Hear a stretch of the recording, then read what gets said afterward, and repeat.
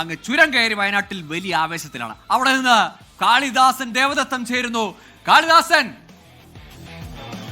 വയനാട്ടിൽ എപ്പിടി ആവേശം?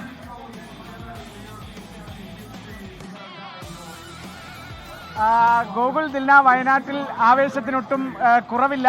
ഇവിടെ ഇപ്പോൾ കൽപ്പറ്റ ആമ്പിലേരിയിലാണ്. ആൾക്കാരങ്ങനെ കൂടി വരുന്നതേ ഉള്ളൂ. എല്ലാവരും വീട്ടിലൊക്കെ അവസാനം അത്താഴമൊക്കെ കഴിച്ച് രാത്രി കളി കാണാനുള്ള ഒരു തിരക്കിലാണ്. നാളെ ഇപ്പോൾ അവധിയാണ്, കുട്ടികളൊക്കെ ആക്റ്റീവാണ്. എന്തായാലും ഇവിടെ ആമ്പിലേരിയിൽ 18 അടി നീളമുള്ള സ്ക്രീനൊക്കെ തന്നെ സെറ്റാക്കിയിട്ടുണ്ട്. ഇവിടെയൊക്കെ ആൾക്കാരുണ്ട്. ഇവിടെ കൂടുതലും അർജന്റീന ഫാൻസ് ആണ്. അതിലൊരു കുട്ടി അർജന്റീന ഫാനുണ്ട്. എന്താ പേര്? Argentina Messi. അതാണ് ആവേശത്തിന്റെ കൊടുമുടി.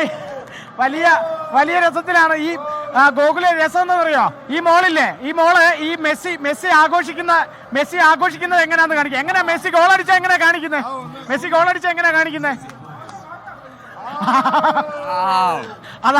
അതാണ് മെസ്സി ഗോളടിച്ചാൽ മെസ്സിയുടെ സെലിബ്രേഷൻ അതാണ്. ഇങ്ങനെ അങ്ങോട്ട് നിൽക്കും. അത് ആവേശമാണ്. ശരി, ഇവിടെ ഒരു ചേട്ടാ, ആരാ കപ്പടിക്കുന്നത്? സ്പെയിൻ ആയിരിക്കും.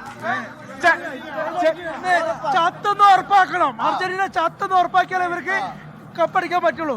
അല്ലെങ്കിൽ ഉയർത്തായിട്ട് ഗോളടിക്കും അർജന്റീന. മെസ്സി ഇന്ന് തിളങ്ങും. ഗോകുല കേൾക്കുന്നുണ്ടല്ലോ അല്ലേ?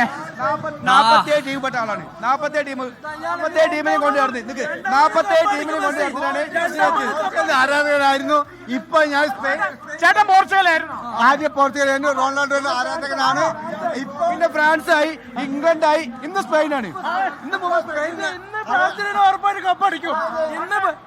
ചത്തെന്ന് ഉറപ്പാക്കുകയാണ്. ഇല്ലെങ്കിൽ നമ്മൾ അടിച്ചു കയറും. പാവപ്പെട്ട ബ്രസീൽ ആരാധകനാണ്. ഒരു ബ്രസീലുകാരനാണ്. തോറ്റ് തുന്നമ്പാടി ചില അവരെ ഉയർത്തെ എന്നേക്കും എന്നുള്ളൊരു. ഇപ്പൊ അടുത്ത വേൾഡ് കപ്പിൽ നടക്കത്തുള്ളൂ. പിന്നെന്താ?